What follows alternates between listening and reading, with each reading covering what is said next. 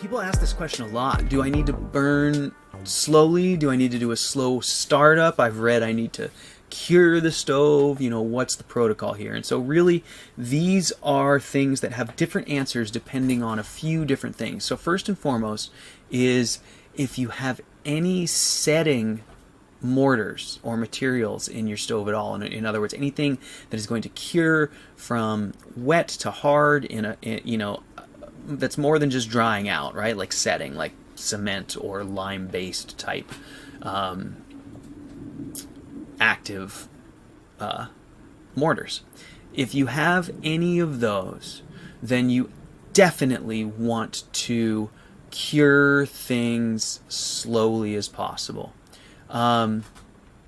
If you don't have setting mortars, if you just have bricks and fire bricks and insulated fire bricks and clay sand mortar, which doesn't set in the sense that I'm using, it doesn't, cure like a concrete. In other words, you can always put it back into water. So water glass mortar might be a little bit different, Andre, but I don't know.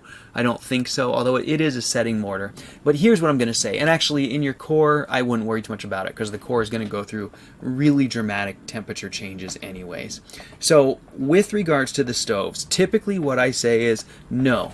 With my building style, the way I prefer to build them, with no setting mortars, with no lime or Portland-based mortars, as long as it's all clay sand mortar and natural materials, then I don't feel that there's much of a need for a slow warm-up process, because all we're really doing is we're trying to heat up the bricks to get them to expand, heat up the mortar to drive the moisture out, and get everything expanded. What I like to do is get it all expanded. I'm expecting that there's going to be some cracks showing up in my mortar as that's happening, and while it's all warm and expanding in those first few days of burn, I will go, and that's when I'll do my final tucking and pointing of all those joints, because what you're doing then is you're forcing that mortar into these expanded joints. And then as you continue that process on a warm stove, the body of the stove will start to stabilize, and you really won't see really rapid changes in temperature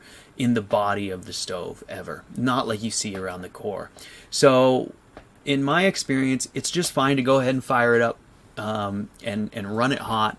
And the only exception would be, like I said, if you used anything setting, or if you have anything on the outside, like if you did a really nice finish with tiles and you want them to, and you're trying to bond them, and you've done that all cold, then you might want to bring it up to temperature kind of slowly. But typically, if it's just kind of your standard materials that we talk about here, then I go ahead and just run it hot. I don't think there's any risk of the bricks are at any risk, and the mortar, since it's not setting, is just going to expand, and that's your opportunity to take advantage of that expansion and really finalize all your mortar gaps and everything like that.